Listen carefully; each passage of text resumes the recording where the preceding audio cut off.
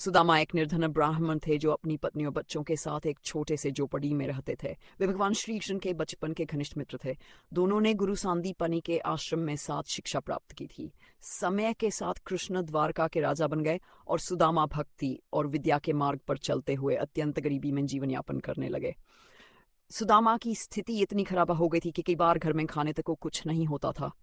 उनकी पत्नी ने एक दिन उनसे कहा, तुम्हारे मित्र श्री कृष्ण अब राजा हैं, उनसे मिलाओ, शायद वे सहायता करें। पहले सुदामा झिझके, पर पत्नी के आग्रह पर वे चल पड़े। जाते समय उन्होंने कृष्ण के लिए एक पोटली में थोड़ा सा चिवड़े रखा जो कृष्ण को बचपन में प्रिय था। जब सुदामा द्वारका पहुंचे तो राजमहल की भव्यता देखकर वे सहम गए, पर जैसे ही श्री कृष्ण को पता चला कि उनके बचपन के मित्र आए हैं, वे सब कुछ छोड़कर दौड़ते हुए आए और सुदामा को गले से लगा लिया।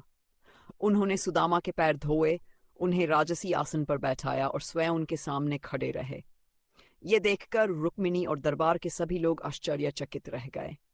कृष्ण ने सुदामा से पूछा कि वे क्या लाए हैं। संकोच में सुदामा ने वह चिवड़ा दिया। कृष्ण ने उसे बड़े प्रेम से खाया और पुराने दिनों की यादों में खो गए।